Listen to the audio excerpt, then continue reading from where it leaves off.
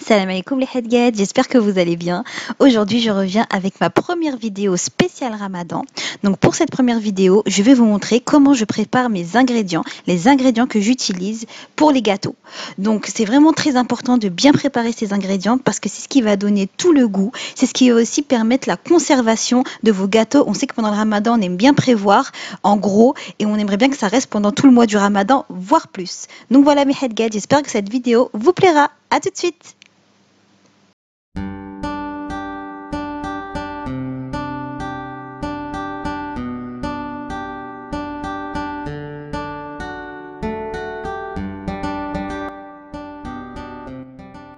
Avant de commencer mes Hadgad, n'oubliez pas de vous abonner et de cliquer sur la petite cloche juste ici afin de recevoir une notification pour chaque vidéo mise en ligne. On va commencer par clarifier le beurre. Donc c'est très important, surtout pour les gâteaux.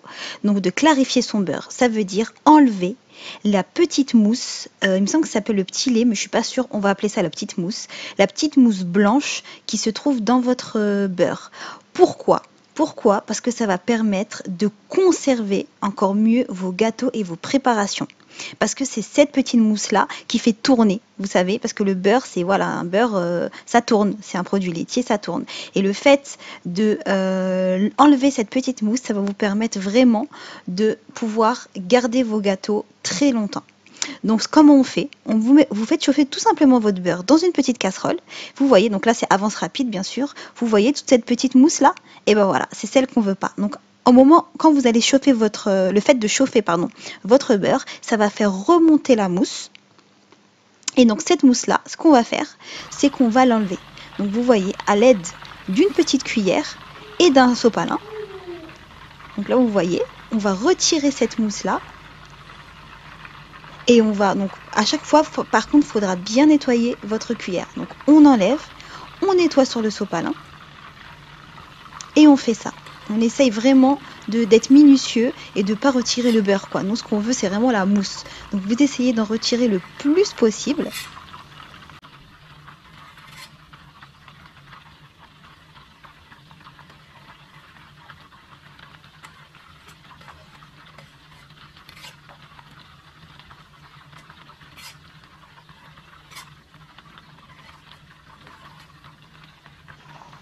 Une fois avoir retiré le plus possible, moi aussi ce que je fais avec le beurre, ça c'est mon goût personnel, c'est que je le cuis un peu, je le rends un peu noisette, je fais un beurre noisette. Pourquoi? Parce que, mais un noisette léger, hein, je tiens à préciser. Pourquoi? Parce que je trouve que ça apporte plus de goût à vos gâteaux, je sais pas, ça fait ressortir le goût et je trouve que c'est toujours mieux. Une fois avoir retiré toute la mousse, à ce moment-là, on va essayer de filtrer.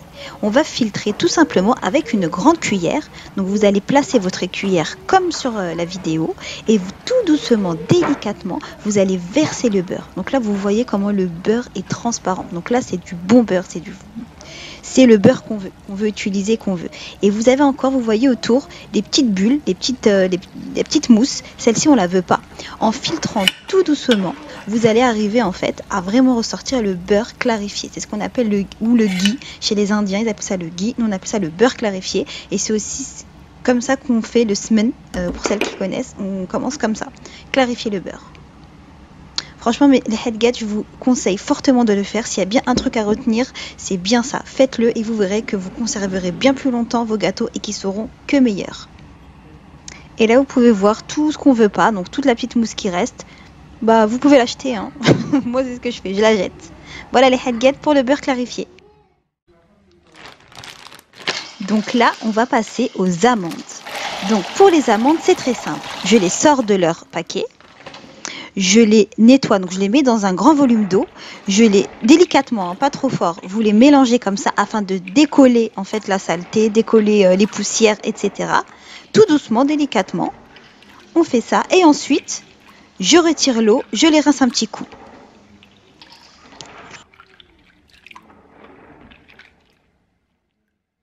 Après les avoir bien nettoyés, je les dépose sur un linge. Donc ici, une petite serviette, donc une serviette propre.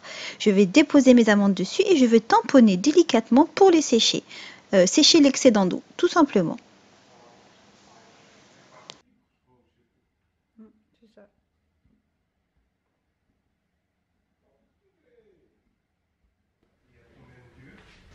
Une fois avoir bien tamponné mes amandes, je vais les déposer sur une plaque, donc sur la lèche frite, que j'ai posé par-dessus un papier de cuisson.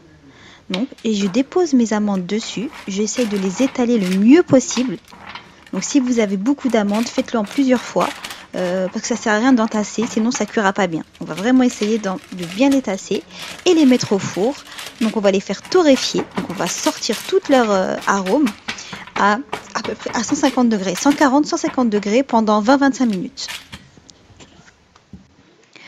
Durant la cuisson, n'hésitez pas, et c'est même obligatoire limite, de mélanger vos amandes. Donc vous ouvrez votre four, vous mélangez à la main comme ça, c'est pas très très chaud, vous inquiétez pas, et vous remettez les amandes à torréfier. Voici mes amandes après torréfication, bref, vous m'avez comprise, après être sorties du four, voilà. Donc, comment reconnaître qu'une amande est bien cuite? Donc déjà, au couper, vous allez entendre clac.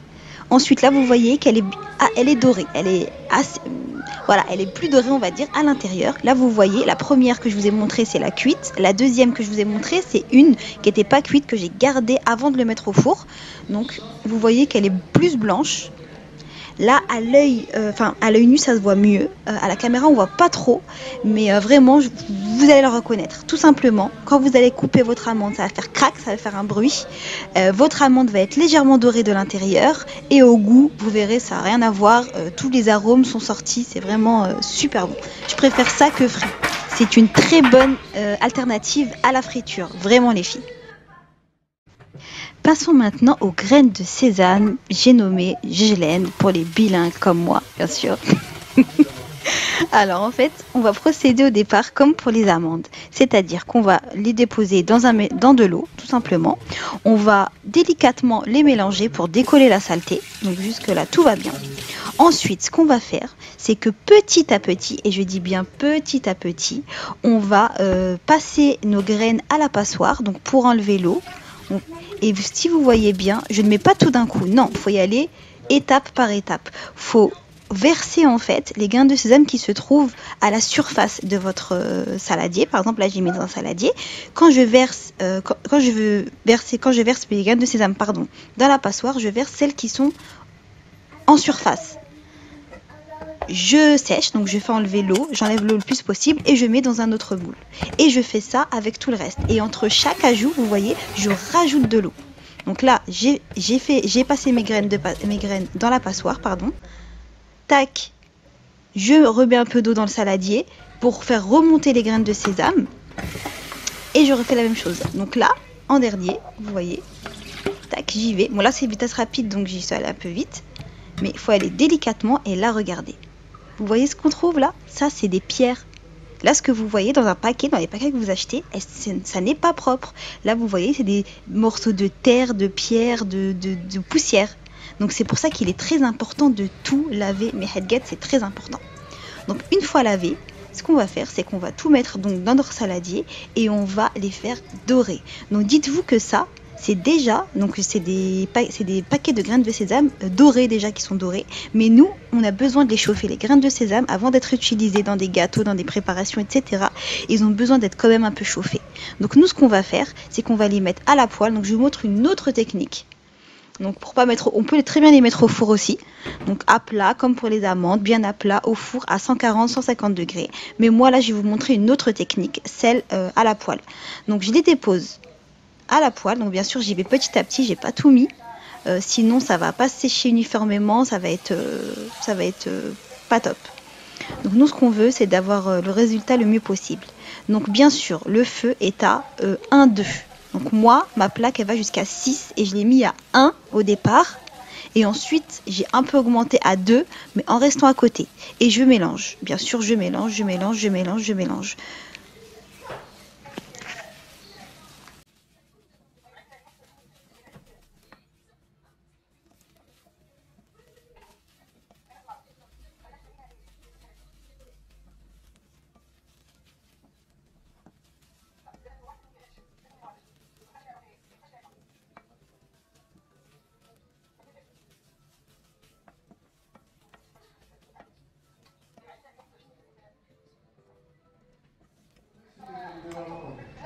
10 minutes après, nos graines de zen sont bien secs, ont bien été chauffées, dorées, donc nickel. Voilà mes headgets, j'espère que cette vidéo pré-préparation gâteau et autres vous a plu. Si elle vous a plu, n'hésitez pas à me laisser un petit commentaire, un petit j'aime. Dites-moi ce que vous en avez pensé, si j'ai raison, si j'ai tort, si vous êtes d'accord ou pas.